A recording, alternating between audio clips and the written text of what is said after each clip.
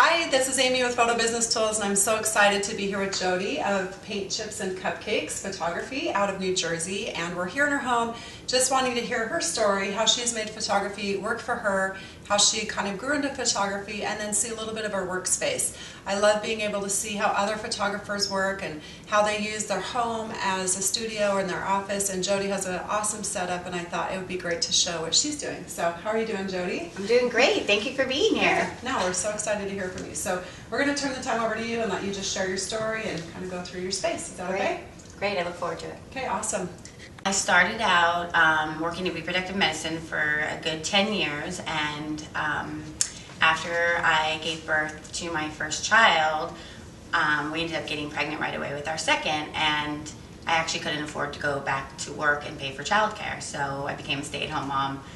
And the journey for me really started when I wanted to do something. I was thinking about going back and getting my master's in nursing, and I thought, let me do something creative. That's always kind of been in the back of my mind. Let's try it. So I discovered the world of awesome bloggers and mommies who blog, and started following along and thought, yeah, I can do this. Let's get started. So originally, I planned on going into party planning.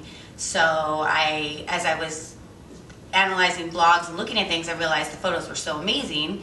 So I grabbed this fancy DSLR that my husband had bought that I thought was kind of silly, and I started photographing my kids and the parties. And the next thing I know, I had friends asking me to photograph their kids too. So it was more of a happy accident than an actual, hey, I'm going to become a photographer. And it's been such a great journey. It was definitely a slow start for me in the sense that I picked up a camera. I didn't know how to use it, but I just became so passionate about it, where I spent hours reading and learning, and that was just the most exciting part, was learning how to master this camera and this gear and use it to capture these memories and the kids doing their thing. And it just was really something that grew within me. At one point I decided that I had to make a decision if I wanted to become a professional or keep this as a hobby, and that's when I discovered Wendy and Tyler of Blue Lily, and I went to a workshop with them in San Diego, and the rest is history. The business grew from there. I learned so much, and it's just been such a wonderful journey as far as getting to where I am now. It hasn't been easy. I work a lot of hours. I work really hard to do what I do, to master my craft, it wasn't really more about the business for me and making money than it was, I want to be really good at what I do. I want to be the best at what I do. And that was the most important part. The business kind of came along with it. I think the biggest struggle for me was finding my value in the business, and that's taking the longest time to get there. But I feel like I finally arrived, and I found my niche and know what I'm worth, and it's been great. This is my workspace, as you asked, where I do most of my editing.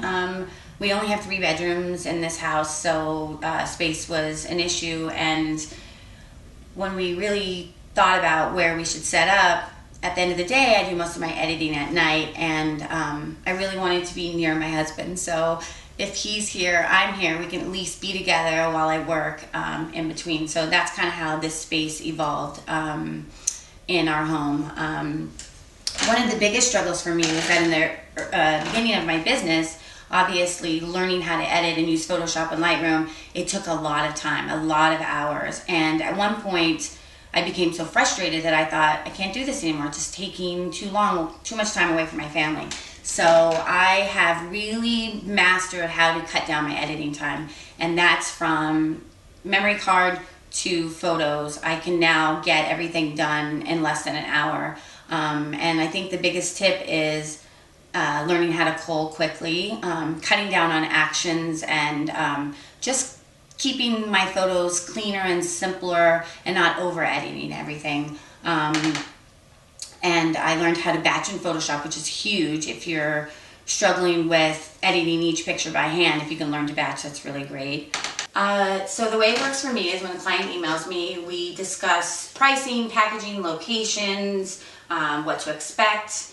That takes a lot of time for me to sit down and return all those emails. So what I've created now is a PDF that when someone inquires about my business, they instantly get a PDF. It has 6 pages of all the information they need to know about me, my style, my prices, where I like to shoot, and basically frequently asked questions, all wrapped up into one email. I cut down so much of my time as far as emailing my clients. And then the other thing is just being organized. I found that, you know, I did 40 sessions last fall. How do you keep those organized? Well, I had a system, and one of the things I found, is I got this cool tool through Design Glow, and I mounted it on this foam board, and it keeps track of all my clients from soup to nuts, basically, from the time we start shooting till I package up and deliver it. And this helped a ton, so I could keep track of everyone,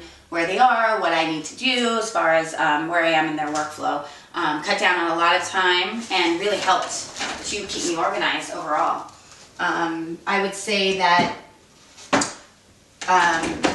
from the time I shoot, it takes about 2 weeks from session to delivery of photos.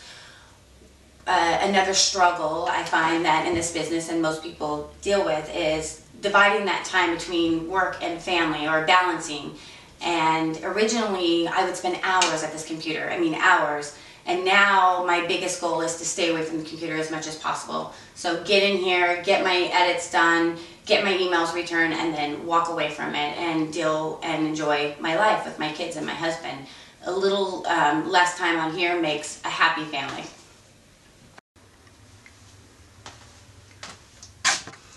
My niche is outdoor, on location, lifestyle shooting. I like to shoot around sunset.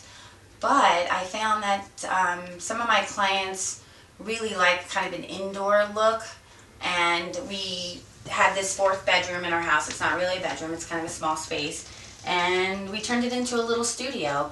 I mainly shoot babies and newborns in the winter time in here, but it gets incredible window light, and it works really great for my families.